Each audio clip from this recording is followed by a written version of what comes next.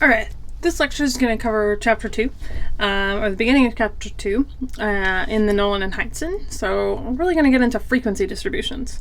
So I ended the last chapter with talking about descriptives, inferentials, parametric, non-parametric statistics, and really kind of creating a picture of how research methods and stats goes together.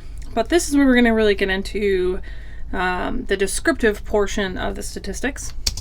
Okay, so descriptive statistics, remember, describe the data of a sample. And so one of the big things that we can do is create a distribution.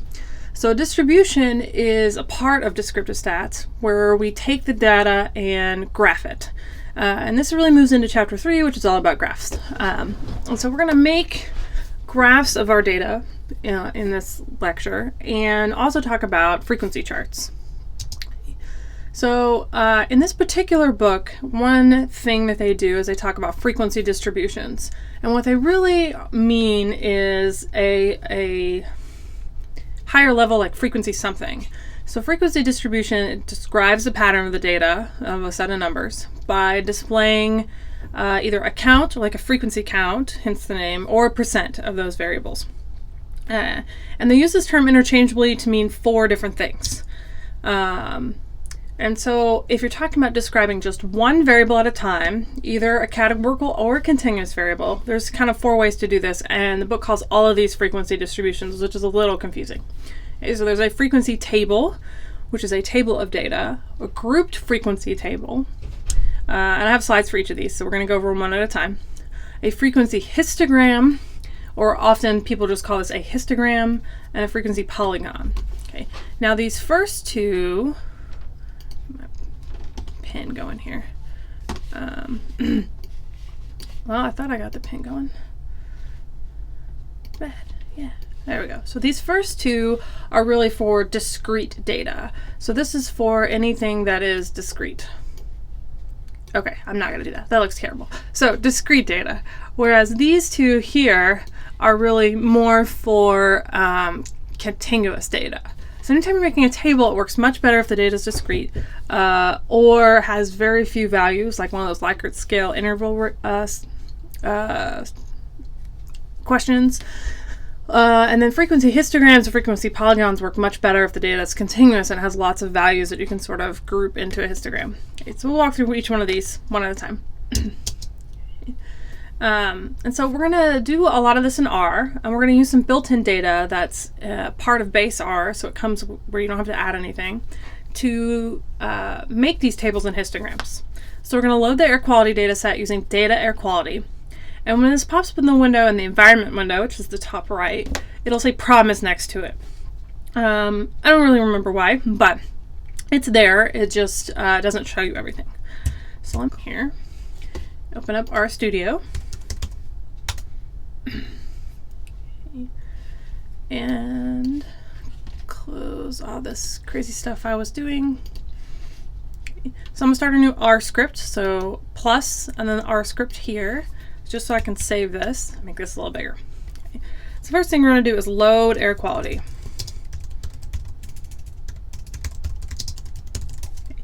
So we'll do that by doing data air quality. Now in actuality, air quality is there in the background. It's just I want to be able to see it over here. So to run that, I'm going to hit Command and Enter or Control and R if you're on a Windows machine. Okay. So see how it says promise out here.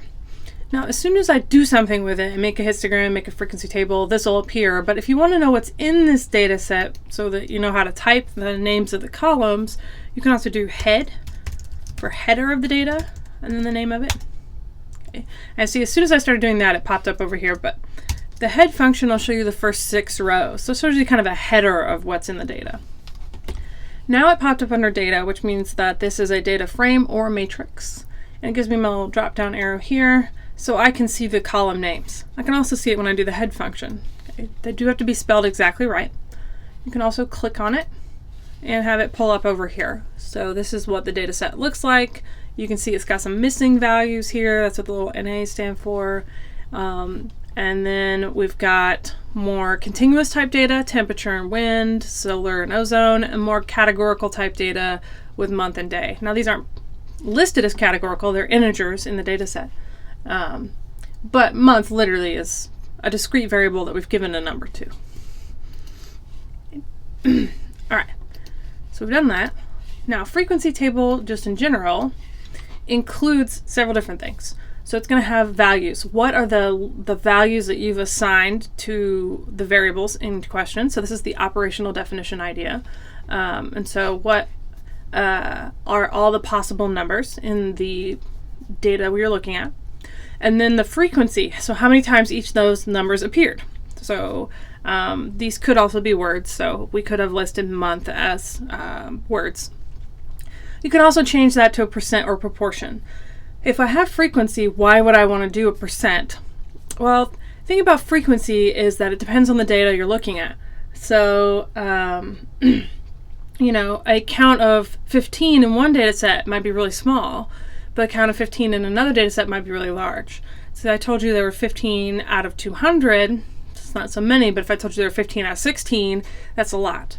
So percent at least puts it in a scale that we can compare across things, as well as it's something more understandable. So if I tell you it's 90% of the data versus 10% of the data, you have a really good concept of that versus it's 15 points. Well, what does that mean? Okay. So a lot of statistics across this semester will be talking about standardizing things. So how can we compare across experiments or studies or ideas? And so we're going to talk about z-scores on the next test, and that's one of the big things about standardization. Okay.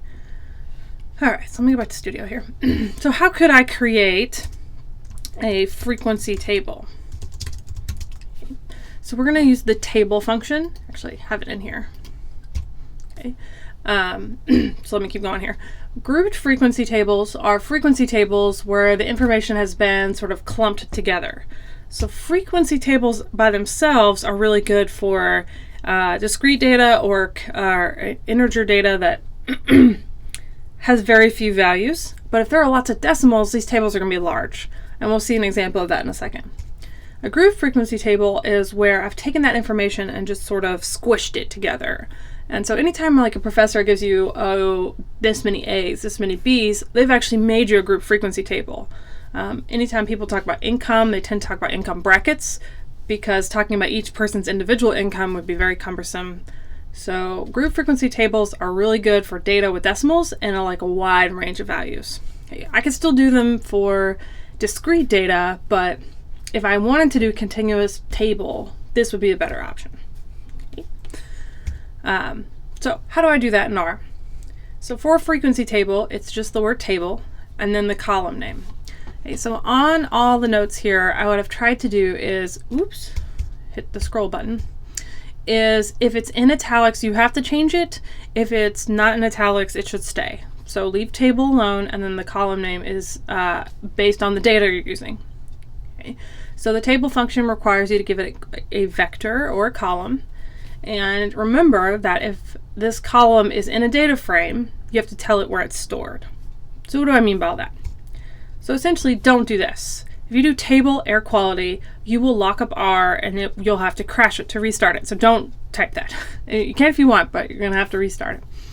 Because that's an entire set of columns and it gets confused. And I can't do table temp because R doesn't really know where temp is. Okay.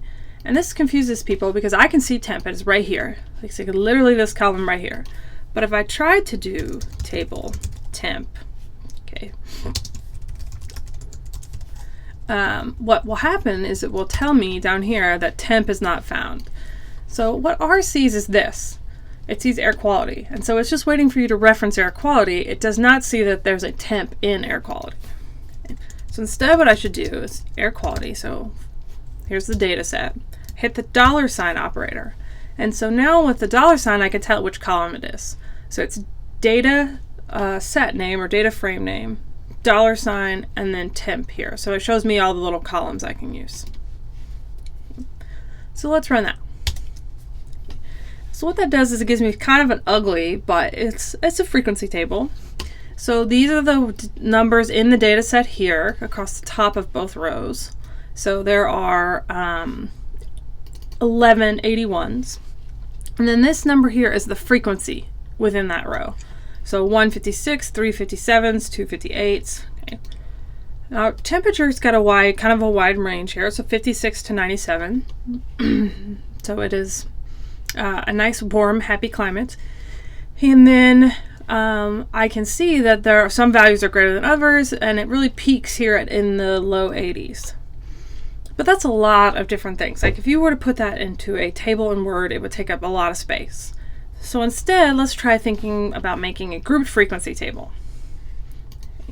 Now the problem with a group frequency table in R is that it doesn't really want to make one of those for you, so you have to kind of cheat. But before I go there, let's talk about what if I wanted this in percentages.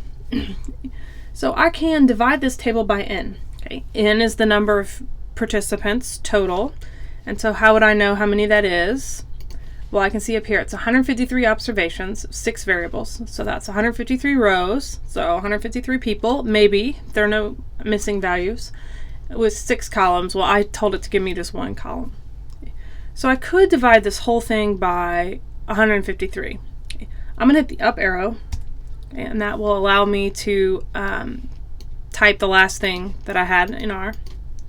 I could divide by 153. And then that will give me the percents for each one. I'm sorry, that's proportion. The problem with doing that is if you decide to change data sets, you've hard-coded this. Okay, anytime you've hard-coded something like a number, that means that it could be variable, but you typed it in directly. So instead, let's talk about ways to not hard-code things. So that'll make it a little easier. Instead, we're going to use the length function. The length function tells you how many items are in that function. It can be very tricky if you're working with lists or data frames, like the entire data frame. And let me show you that. So you got to kind of be careful using the length function.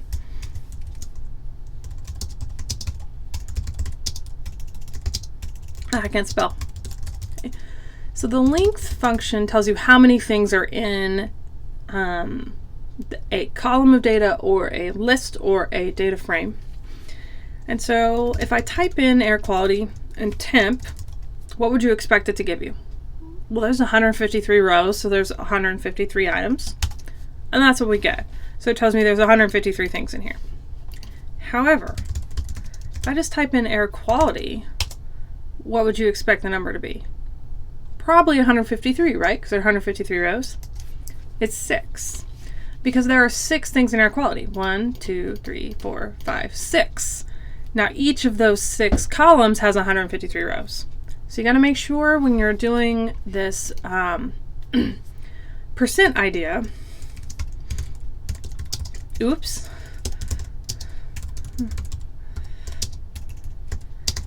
Gracious with the bad typing today. If I'm going to make a percent table or proportion, I need to make sure that I use the length of the column and not just the length of the data set. Now I like percentages a little better because those are a little easier to read to me. You can leave it in proportions. Remember, they're just multiplied by 100. So I'm going to take and make this table, and so now I have a percent of each value. So I can see that 81, which was the highest frequency, is about 7% of the time. So 7% of the time is 81 degrees at this magic place. This table is still very unwieldy. So even though I can get percentages, it's still not maybe the best table. If I wanted to group them, I run into the problem of that as far as my Googling got me, R does not have kind of a nice grouped frequency chart. Instead, we can make what's called a stem and leaf plot. So stem and leaf plots are kind of old school, but they are very useful. And it'll allow me to group values together. So here I'm going to put in the column name that we've been using, and then the scale equals and then a number. So scale, what it does is it divides the data set by that number, essentially. Not quite, but it sort of tells you how much you should put in each little group. And so let's just try that. So we're going to do stem and then air quality, and then keep going with temperature. Now let's not try any scaling. That is a fantastically difficult to read chart, right? So let me rerun this table. So what happened was it grouped things into twos. So I got 56, 58, so it's counting it by 2. And then what the hell are these things? Well, this is the decimal here. So it's saying that for 56 point something, I have 4 values that have a 0, because these are whole numbers. So I've got a 56 and then 357. So it grouped these two together, 56 and 57, and gave me 4 little zeros out here. That's still kind of a big table. So let's play with the scale thing, see what we can do. So let's try 10, see what happens. Okay. Oh, that made it worse. So that's just like multiplied everything by 10 essentially. So let's not try that. Let's go smaller. Scale is 1 maybe. Okay. Well, scale is 1 gave me what it originally had. That's the default value. So let me get smaller, about 0.5. Okay. That seems to have worked a little better. So it broke all of my groups kind of in half. So I have half a 60 here. Here's the other half of 60. Half a 70 here. So it kind of is a dividing thing. It's not quite what it's doing, but you can get the idea. I played around with this for a while and figured out that 0.2 was sort of the best one, and I just lowered it until it hit what made sense to me. And it makes sense to me to group these by the 50s, the 60s, the 70s. Okay. And so what these numbers are out here is there's 156, 357s, 258s. So it's just showing you the second number of each of these. So here's the first number, and then here's the second number. And now if I look at it this way, it's very clear to me that 80s is the most common temperature, followed by the 70s. So this gives me a much better picture than this giant frequency table that you get with just using the table function. I can describe that a little better. Sorry, that skipped a couple of slides. So the next thing is histograms. And so histograms are essentially a frequency table in graph form. And so it gives you an idea of the shape of the distribution. So we're going to add some new terminology here to talk about the way these things look. So a histogram, now on both of these, a frequency polygon and a histogram, what happens, kind of draw here, is that you'll have a y-axis, and that y-axis will be frequency. Right. And then you'll also have an x-axis here, and that x-axis will be values. Okay, and that comes up a lot on the quizzes. It tends to be something that people miss. So frequency on y, values on x. And so it'll tell me what the picture looks like, and we'll talk about those terms in a second. A frequency polygon is a histogram with a smooth line instead of bars. So the way people traditionally draw histograms is they have lots of little bars. And we're going to make one in a second, but I can just Google and show you what a histogram looks like. Okay, so it tends to look like this with the bars. Okay, versus, thank you, Google. How do I, okay, got stuck. I was trying to click images. So look at all these different histograms versus a frequency polygon. And those have dots instead of bars. So essentially this has both. So that's a histogram and a frequency polygon. I have looked at so many histograms that I don't need the lines, but it sometimes helps people to have the lines to be able to see the pattern of data, whereas sometimes the bars can be slightly misleading. Okay. But you can use either one. So a couple different types of distributions. And so a unimodal graph has one mode, so it has one hump, and there's a special type of those called the normal distribution. A bimodal graph has 2 humps. Multimodal has 3 humps. You see a pattern here. Rectangular, sometimes called uniform distribution, is sort of square. So let me show you some pictures. Okay. I don't have the pictures. Okay, well, I'll draw them. Okay. So let's see, I gotta click the button to do its thing.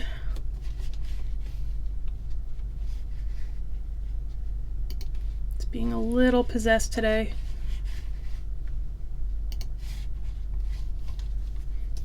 There we go. Okay, so a unimodal graph has one hump. A bimodal graph has two humps. Multimodal has three or more. And then a rectangular distribution tends to be kind of flat. Okay, now rectangular distribution might actually be kind of like this, but it's pretty evenly square. Okay.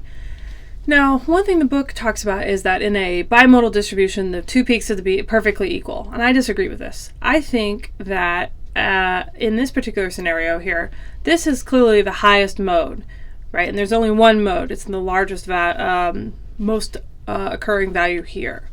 But if I look at this data, because of these dips here, it sort of looks like three different little unimodal graphs together. Anytime you have that, I would say it's multimodal or bimodal. So they don't have to be perfectly even.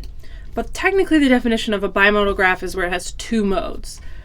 But if I'm looking at these graphs, anything that has this sort of dip here and then you get another hump, I would count as a hump for the distribution. So if it's got two humps, it's bimodal, even if they aren't perfectly even.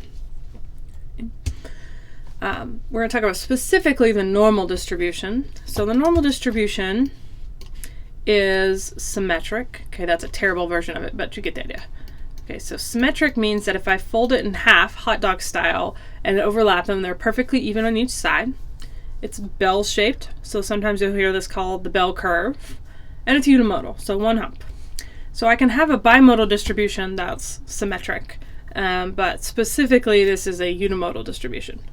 Okay. Normal distributions are used in stats as they're an assumption, so something that we're checking for, but they're used for z-scores and for lots of different things, which is sort of a misnomer because they're not always the normal thing that you get.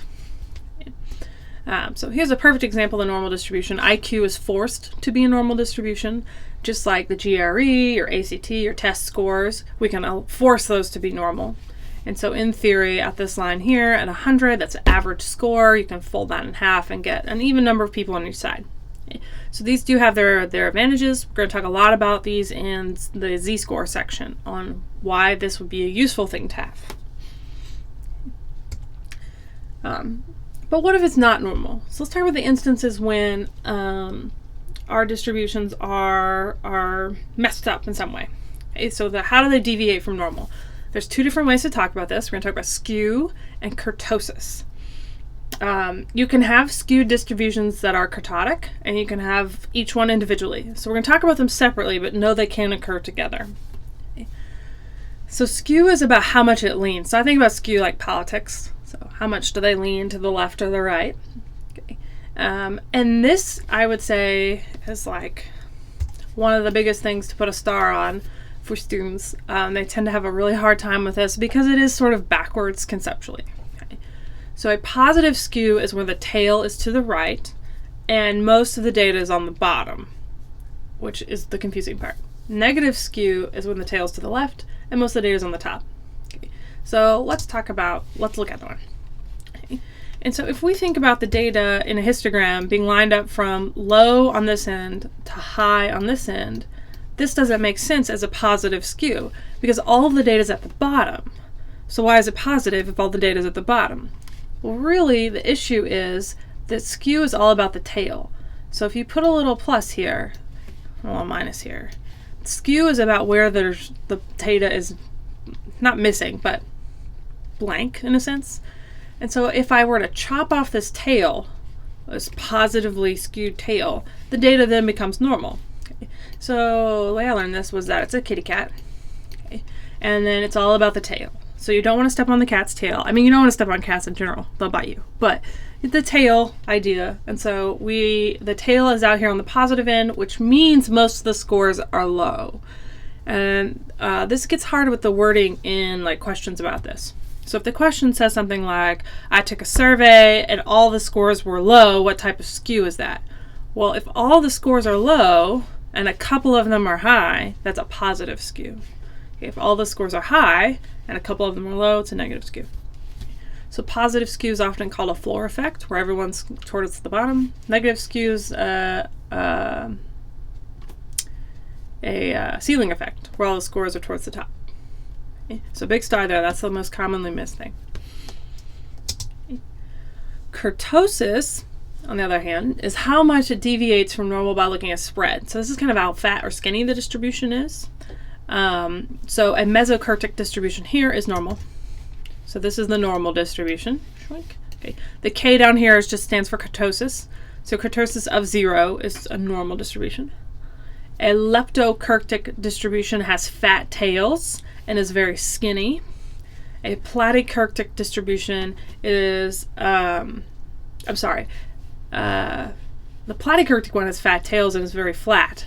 A leptokurtic distribution has skinny tails and is very skinny. Very long tails and is very skinny. But this is not the most famous picture of this. So, okay, so let me show you guys the cheat way of remembering which one's lepto and platykurtic. So here's this very famous picture. Right, so platykurtic distributions look like platypus.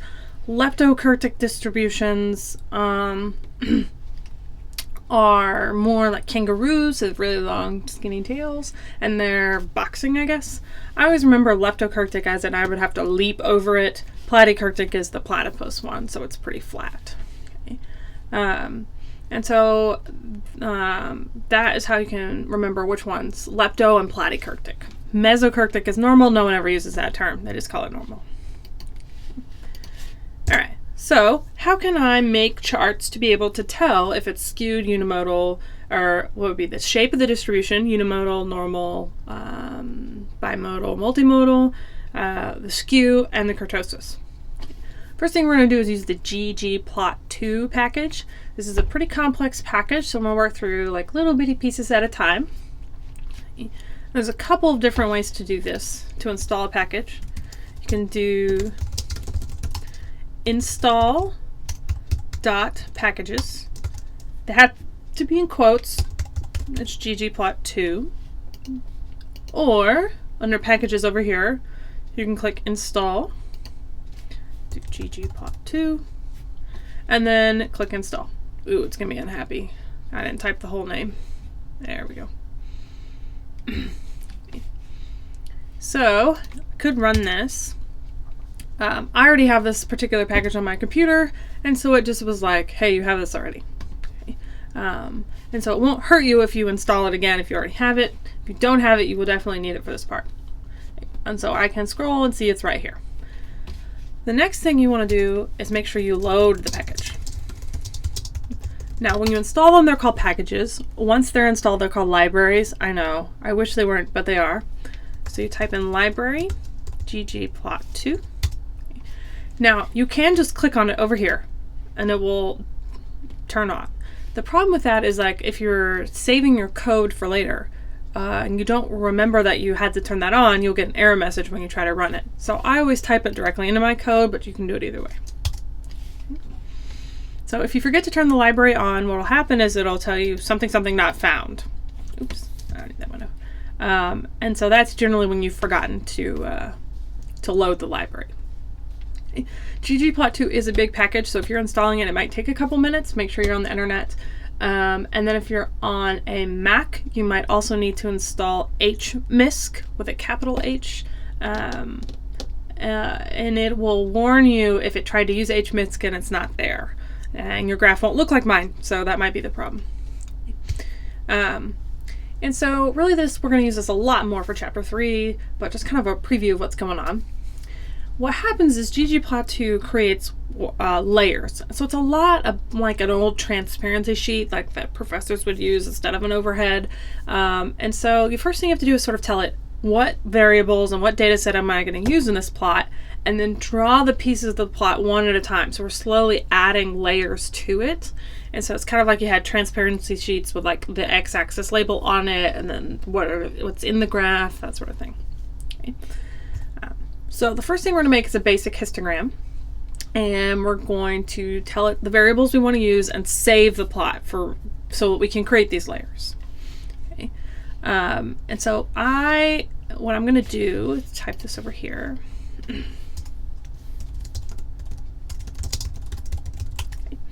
So I'm going to call this my plot. The function is ggplot, no 2 there, open parentheses. Okay. So the first thing you're going to type is the name of the data set. So where is the data we're looking for? It's here under air quality. Hit comma. And now we're going to do AES. AES is for aesthetic. And so the way aesthetic works, and see it popped up this helpful help window for me, is that it's X, comma, Y, and then some other stuff we'll talk about later. Okay. A histogram only has one aesthetic. It only has an x-axis. Y is automatically a frequency value. So remember that x is the values and y is a frequency. So only thing I have to tell it about is which one I want on x. Okay. And then I can just do temp. Okay. Now, that's different than what we've been doing. I've had to do air quality $temp. Well, the reason I didn't have to do the $sign thing right now is because the data set is within the same function. So it knows to find temp in this air quality data set because I've already told it the data set. So because I have data set in the same line, it's like, oh, okay, cool, I know where this is. Okay. That takes some getting used to. So if you ever get the error, this not found, first make sure your library is loaded, and then it might be, you need to tell it which data set it's in. Okay. So let's add some things to my plot. So let me run this. You'll notice you didn't get any output. So if I just tell it to show me my plot, sometimes you'll get a blank screen over here. Sometimes you'll actually get the x-axis. It depends on which version of R you have loaded. And so I have just temp over here. So it's basically a blank plot. There's nothing in it. I don't have any numbers. So what I'm going to do is add geom_histogram. Okay. Leave the 2 parentheses there. And run that. So now that gave me a histogram. That's cool, yeah? Look how it looks very multimodal. Okay. And so the real issue is this idea of bin width. Okay. I think the frequency polygon one is geom_frequency polygon. Okay. And so let me make that one too.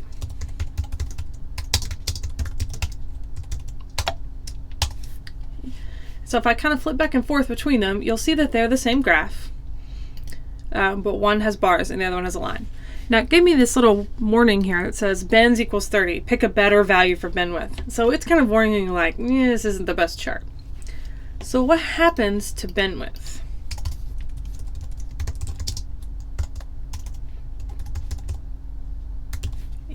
What bin width is, and I'm just going to recreate this. You don't have to do it. You can just type it directly in yours, but is it controls how much goes in each bar.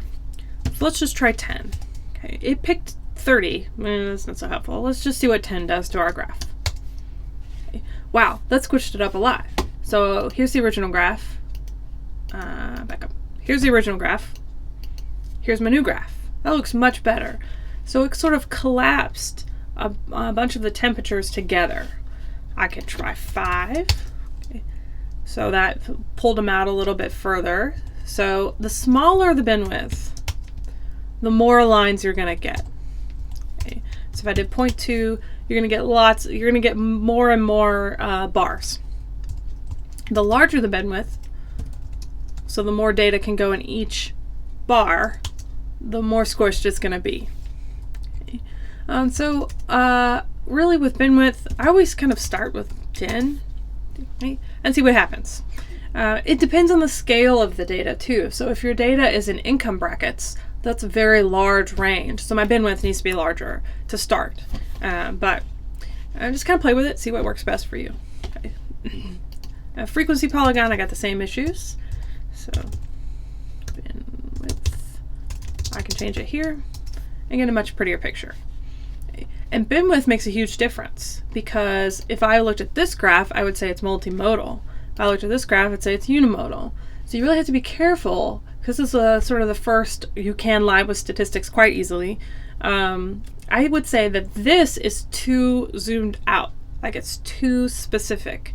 I want a more representative picture of temperature, and this is a little nuts. And this is more an appropriate type of representing temperature. So essentially, this sort of graph matches our regular frequency table, where we have too many values. And this graph is more of a grouped frequency table. So bin width allows me to sort of group them together. Okay. Is there a perfect answer for this? No. So it will matter what type of bin width you have, what your chart looks like. But I think just some logical reason, like having temperature in brackets of 10, which is essentially what it's doing, 60, 70, 80, 90, makes sense. Obviously, you can argue to move it in brackets of 5 and get a more zoomed in picture. So let's see if I did that. Okay. Now I'm still going to argue that it's unimodal, even though I made this graph a little smaller. It's still pretty unimodal. All right, so that is where we're going to stop. So the rest of the lecture will happen just here in a minute when I teach it in my class. Okay, so we ended with how do I make a plot in ggplot.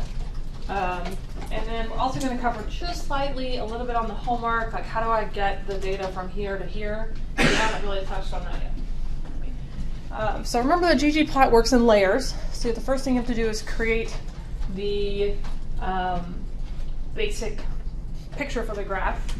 So that's what this my plot thing does. So in my code over here, so be sure you load the library. I'm trying to make this bigger for you guys. There we go. So I've got ggplot installed, and I have to remember to turn it on. Because if I don't turn it on, it'll tell me I can't find the function. If you ever get that can't find function, that means the library's not on. If you get can't find item or variable, something like that, that usually means that you've not told it what data set it's hiding in. So I'm going to be sure to load the library. It's going to give me a warning on these computers. That's not a big deal.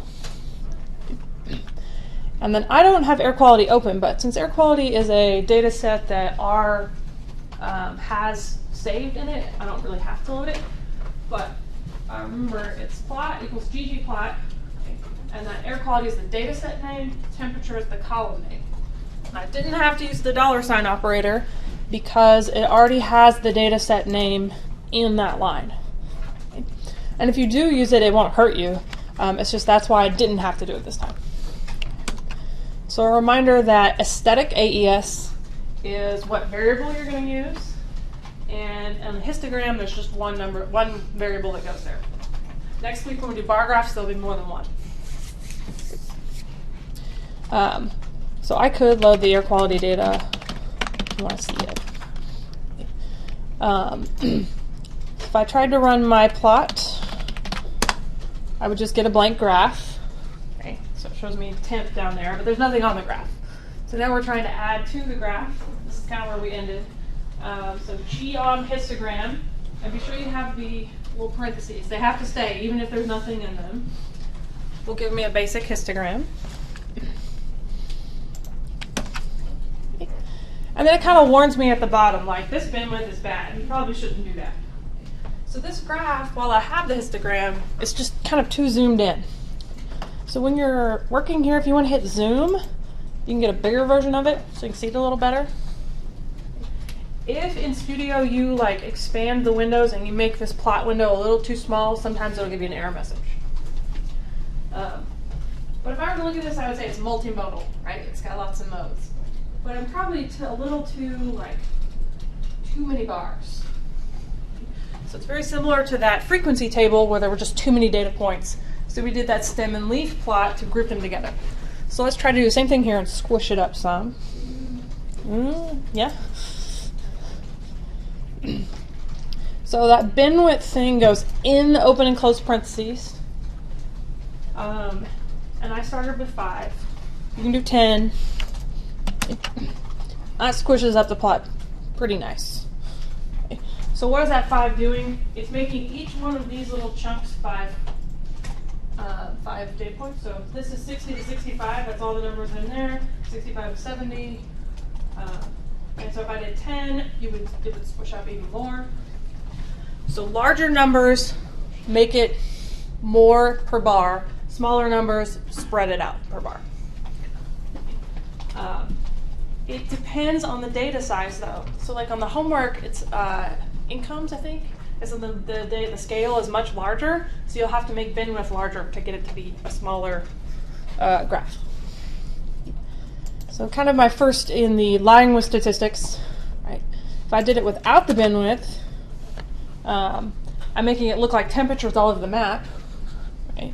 If I do it with the bin width, I'm kind of grouping them together by like temperatures, and it's pretty clear that the 80s is the highest. Okay, it's a nice unimodal distribution. So it will matter what you pick on bin width for these. And I would tell you to generally, the bars at the bottom, the bins, should probably be about 10 points for small scales, 5 to 10 points for small scales, and then 50 to 100 points for big scales. It's usually a good place to start. Okay. And that's why I have you include your code when you do your homework. So I can tell if you got an answer different than mine, like what graph you were looking at. Right. Now, frequency polygons are just a slightly different geom. Okay, so geom underscore frequency polygon. I have that typed here, but you can type this exact line. So the reason that we saved my plot here was so that we could take that basic picture and add either a histogram or a frequency chart. So it allows us to like try a couple of different charts. And then when you're doing this like for yourself, you don't have to type it 6 times. I just was kind of showing you the steps I went through. So I'm going to try that frequency polygon with a bin width of 5. And then if you have both of them open, so you have these little back and forth arrows here under plots, you can kind of flip back and forth between them. Okay. They are the exact same graph because I have the same bin width. It's just that histogram has bars and frequency polygon is a line. Some people see these better. So if I'm asking you, is it unimodal, bimodal, whatever, some people like that. It's just easier to read for them, so you can make either one.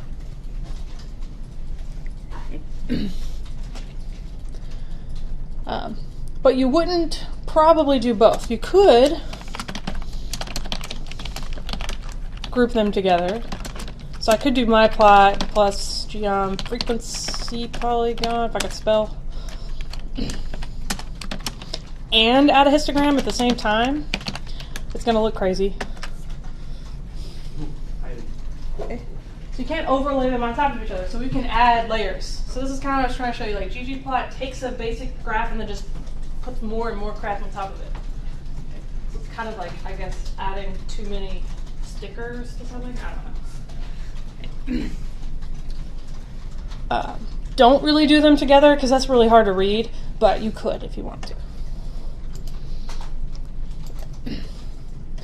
All right, so what's a good bin width? For this data set, 5 to 15 seems to work. If your data is scaled much larger, multiply it by 10.